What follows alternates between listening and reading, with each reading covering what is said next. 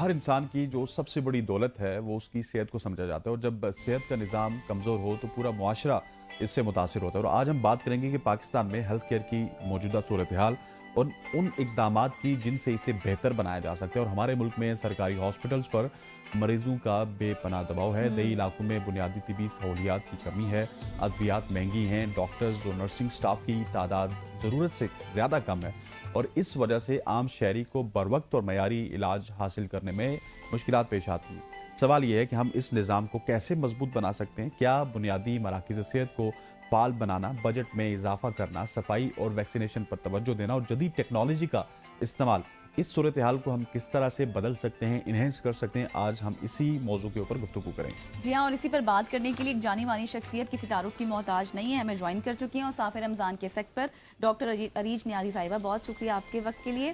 Doctor صاحبہ، سب سے پہلے تو مجھے یہ بتائیں کہ جس طرح حسنین نے کہا کہ اب مسائل بڑھتے جا رہے ہیں، پھر سٹاف کی بھی کمی ہے، پاکستان کی جو صحت کا نظام ہے، کون سے بڑے چیلنجز ہیں جس کا بھی ہمیں سامنا ہے؟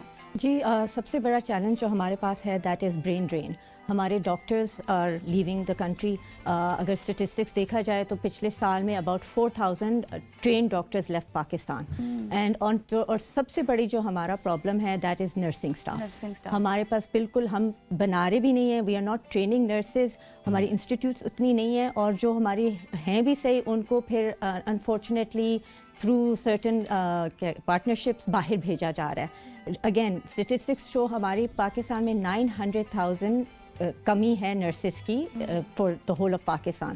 سو just to fill that gap in Pakistan, اور آلسو وانٹنگ 900,000 جی، تو وہ ان کو ہمیں ٹرین کرنا چاہیے۔ بائی دا ٹائم ہم وہ ریچ کریں گے اور پھر ہماری باہر بھی جا رہی ہیں، تو we really need to work on our nursing, جو ہماری نرسنگ ڈپارٹمنٹ ہے اس پہ ہمیں بہت کام کرنا ہے۔ اور ڈاکٹر صاحب مجھے یہ بتائیے گا کہ جو ڈاکٹرز آپ نے ذکر کیا کہ بہت بڑی تعداد میں باہر جا رہے ہیں، اس کی ڈیفینیٹلی وجہ زیادہ اچھا پرکشش ان کو وہاں پہ روزگار بھی ملتا ہے، پھر اپنے آپ کو وہاں پہ سیکیور سمجھتے ہیں، لیکن نارملی ہمارے معاشرے میں سمجھا جاتا ہے کہ ڈاکٹرز پاکستان میں بھی اچھا کماتے ہیں۔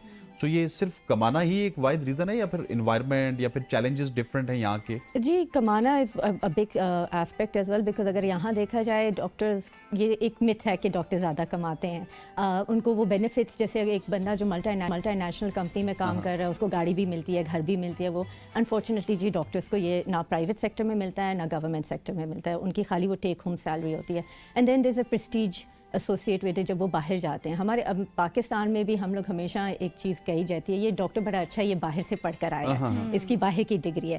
So that is a misconception. میں آئی آلویز سے کہ دا ریزن ہمارے ڈاکٹرس کو باہر لے کر جائے جا رہے ہیں کیونکہ ہمارے ڈاکٹرس بہت اچھے ہیں اور بہت اچھے ٹرینڈ ہیں، اور وہ منیمم ریسورسز کے ساتھ کام کرتے ہیں۔ آئی مین آپ کے پاس ایک پیشنٹ آتا ہے جس کے پاس ہارڈلی 100 روپیز اپنی جیب میں نہیں ہوتے، تو آپ اس کو کیسے ٹریٹ کرو گے؟ So the doctor starts with the minimum. Basic test کرے گا، بیسک پہلے ٹیسٹ کی طرف تو جائے گا نہیں، پہلے وہ سائنس اینڈ سمپٹمس اس کو ٹریٹ کرنے گا۔ ویئر ایز اگر ہم لوگ ویسٹ دیکھا جائے تو they start with a big number of tests and then they come to us, the patient. So I think ہماری جو we need to definitely give more privileges to our doctors. Okay. تو doctor صاحبہ، آپ کیا سمجھتی ہیں جو doctors ابھی یا پھر نرسنگ سٹاف باہر جا رہا ہے، جو سہولیات جن سہولیات کے لیے وہ باہر جا رہے ہیں، اس پر بھی کام ہو رہا ہے پاکستان میں تاکہ ان کو یہیں پہ روکا جائے؟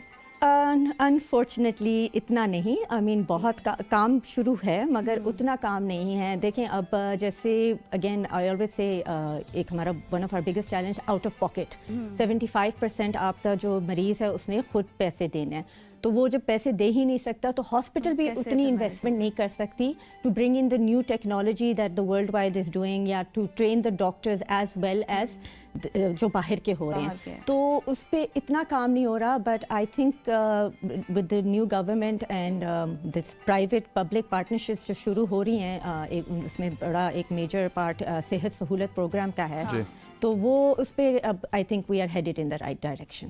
اور ڈاکٹر صاحب، جو ہماری گورنمنٹ فیسلٹیز ہیں ڈیفینیٹلی وہ اس عوام کے لیے ہیں جس عوام کے پاس اتنا پیسہ نہیں ہوتا اور وہ وہاں پہ جاتے ہیں، لیکن ہم نے دیکھا ہے کہ جتنی بڑی بھی گورنمنٹ فیسلٹیز، ہم شہر اقتدار میں بھی اس کا ذکر کر لیں تو وہاں پہ بیڈس کی اس طرح سے کمی ہے، اور پورے پاکستان سے ایک لوڈ ہوتا ہے، اسلام آباد میں بھی، راول پنڈی میں، even you are talking about, if you talk about Lahore and Karachi, وہاں پہ بھی اتنے بیڈز نہیں ہوتے۔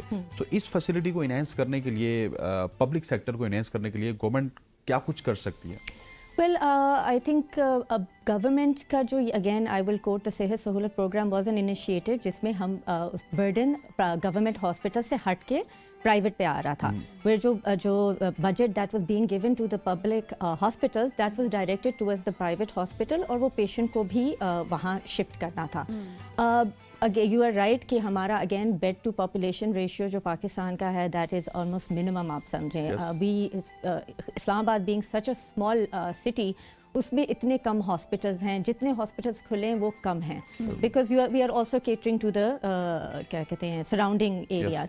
तो इस पे काम I think again I always coat कि प्राइवेट पब्लिक पार्टनरशिप्स जो हैं government and private hospitals have to work together because जो विजन प्राइवेट के पास है वो गवर्नमेंट के पास अनफॉर्चुनेटली नहीं जो है. वसाइल उनके पास जो हैं, मसाइल वो उनके private पास है वो हमारे पास नहीं है. तो together we will work and I think we can to make a best out of it.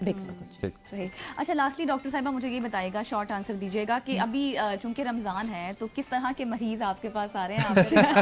कैसे बिल्कुल ये शरारती क्वेश्चन है नहीं, वैसे. बिल्कुल. एंड ये तो व्हेन आई वाज प्रैक्टिसिंग तो हम लोग हमेशा हंसते थे कि हमारे मरीज सुबह उनको कुछ नहीं होता माशाल्लाह रोज़े में, जैसे अफ्तारी के आधे घंटे के बाद वो आ जाते हैं जी जलन हो रही है तो गैस हो रही है, फिर पता चलता है जी पकोड़े बहुत ज़्यादा खा लिए, दही भल्ले बहुत ज़्यादा, चना चाट बहुत खा ली. तो those are the kind of patients. वही एसिडिटी वाले पेशेंट आते हैं. Doctor a lot of those patients. Thank you so much for Thank coming. you so और much. आपसे इंशाल्लाह आने वाले दिनों में भी गपशप होती रहेगी और हाँ हम जी. कोशिश करेंगे कि मॉर्निंग शो में भी, क्योंकि वहाँ पे थोड़ा सा आपसे- वक्त की हाँ. विंडो ज़्यादा होती है तो हम आपसे गपशप करेंगे. ख़वातीन-ओ-ज़ात यहाँ पे वक्त हो जाता है एक शॉर्ट सी कमर्शियल ब्रेक का. ब्रेक लेते हैं, वापस आते हैं हमारे साथ.